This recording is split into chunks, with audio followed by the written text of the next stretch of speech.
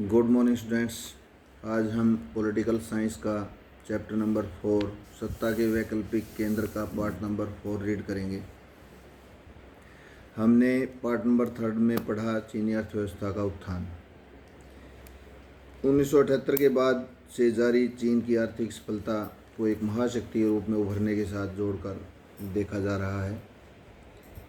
आर्थिक सुधारों की शुरुआत करने के बाद से चीन सबसे ज़्यादा तेज़ी से आर्थिक वृद्धि कर रहा है और माना जाता है कि इस रफ्तार से चलते हुए चीन 2040 तक दुनिया का सबसे ताकतवर देश बन जाएगा, अमेरिका से भी आगे निकल जाएगा। आर्थिक स्तर पर अपने पड़ोसी मुल्कों से जुड़ाव के चलते चीन पूर्व एशिया के विकास का इंजन जैसा बना हुआ है और इस कारण क्षेत्रीय मामलों में उसका प्रभाव बहुत बढ़ गया है। इसकी विशाल आबादी, बड़ा भूभाग, संसाधन, क्षेत्रीय अवस्थिति और राजनीतिक प्रभाव इस तेज़ आर्थिक वृद्धि के साथ मिलकर चीन के प्रभाव को कई गुना बढ़ा देते हैं। 1949 में माओ के नेतृत्व में हुई साम्यवादी क्रांति के बाद चीनी जनवादी गणराज्य की स्थापना के समय यहाँ की आर्थिक सोवियत जो मॉडल है, इसके ऊपर आर्थिक स्थिति सोवियत मॉडल पर आधारित थी। आर्थिक रूप से पिछड़े साम्यवादी चीन ने पूंजीवादी दुनिया से अपने रिश्ते तोड़ लिए। ऐसे में इसके पास अपने ही संसाधनों से गुजारा करने के अलावा कोई भी चारा नहीं था। हाँ, थोड़े समय तक इसे सोवियत मदद और सलाह भी मिली थी। इसने विकास का जो मॉडल अपनाया उसमें खेती से पूंजी निकालकर सरकारी नियंत्रण में बड़े उद्योग खड़े करने पर पुरजोर था। चूँकि इसके पास विदेशी बाज़ारों से तकनीक और सामानों की खरीद के लिए विदेशी मुद्रा की कमी थी, इसलिए चीन ने आयातित सामानों को धीरे धीरे घरेलू स्तर पर ही तैयार करवाना शुरू किया। इस मॉडल में चीन ने अभूतपूर्व स्तर पर औद्योगिक अर्थव्यवस्था खड़ा करने का आधार बनाने के लिए सारे संसाधनों का इस्तेमाल किया। सभी नागरिकों को रोजगार, सामाजिक कल्याण योजनाओं का लाभ देने के दायरे में लाया गया और अपने नागरिकों को शिक्षित करने, उन्हें स्वास्थ्य सुविधाएं उपलब्ध कराने के मामले में चीन सबसे विकसित देशों से भी आगे निकल गया है। अर्थव्यवस्था का विकास 5 से 6% की दर से हुआ है।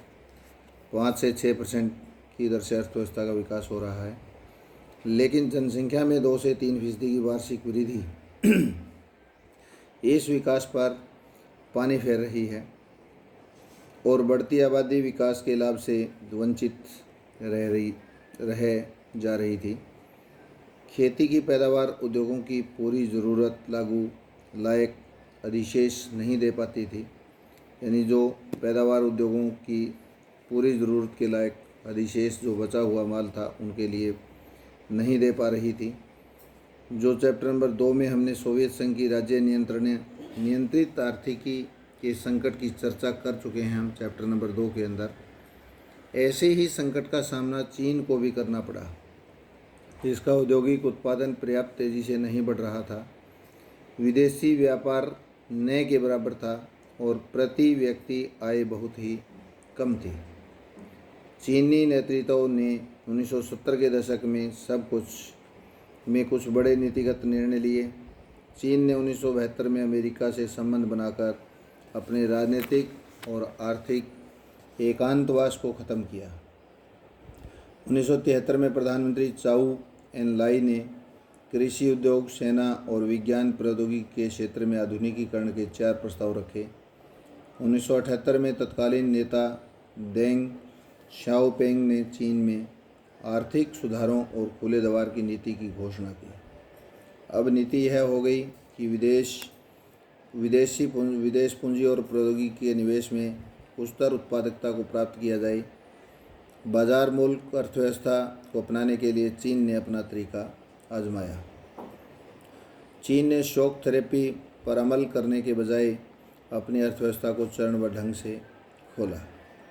1982 में खेती का निजीकरण किया गया।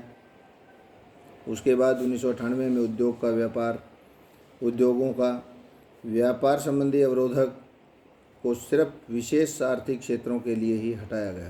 तो व्यापार में अवरोधक जो थे उनको विशेष आर्थिक क्षेत्रों के लिए हटा दिया गया, जहाँ विदेशी निवेशक अपने उद्यम लगा सकें, यानी विदेशी आवश्यक निवेशक वो आगे बढ़ करके वहाँ पर काम कर पाएँ। उनके लिए व्यापार अवरोधकों को ढीला किया गया, हटाया गया। नई आर्थिक नीतियों के कारण चीन की अर्थव्यवस्था को अपनी जड़ता से उभरने में मदद मिली।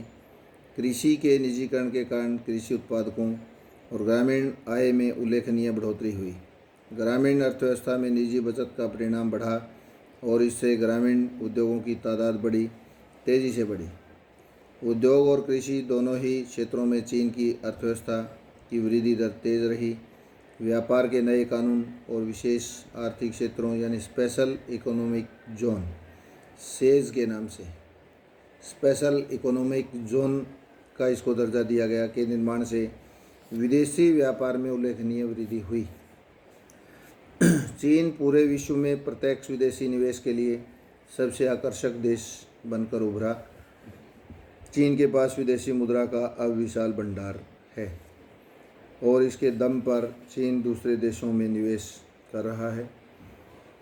चीन 2001 में विश्व व्यापार संगठन में शामिल हो गया है। इस तरह दूसरे देशों के लिए अपनी अर्थव्यवस्था खोलने की दिशा में चीन ने एक कदम और बढ़ाया। अब चीन की योजना विश्व आर्थिक से अधिक जुड़ाव और गहरा करके भविष्य की विश्व अर्थव्यवस्था को एक मनचाहा रूप देने की है। चीन की आर्थिक में तो नाटकीय सुधार हुआ है, लेकिन वहाँ हर किसी को सुधारों का लाभ नहीं मिला है। चीन की में बेरोजगारी बढ़ी है और 10 करोड़ लोग रोजगार की तलाश में हैं। वहाँ महिलाओं के रोजगार और काम करने के हालात उतने ही खराब हैं जितने यूरोप में 18वीं और 19वीं सदी में थे। इसके अलावा पर्यावरण के नुकसान और भ्रष्टाचार के बढ़ने जैसे परिणाम सामने आए हैं। गांव और शहर तथा तटीय